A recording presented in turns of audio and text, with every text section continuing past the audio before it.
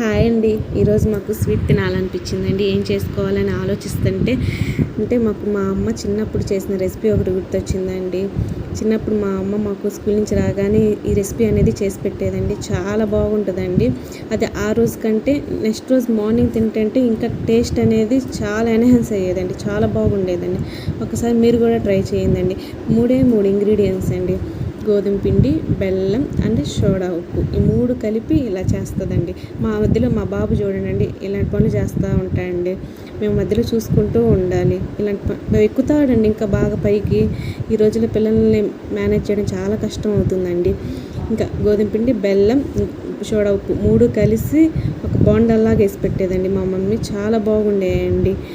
ఈ లోపల అదిగోండి వీడియోలో చూపిస్తున్నట్టు అలా చేసి పెట్టేదండి. చాలా బాగుండేదండి.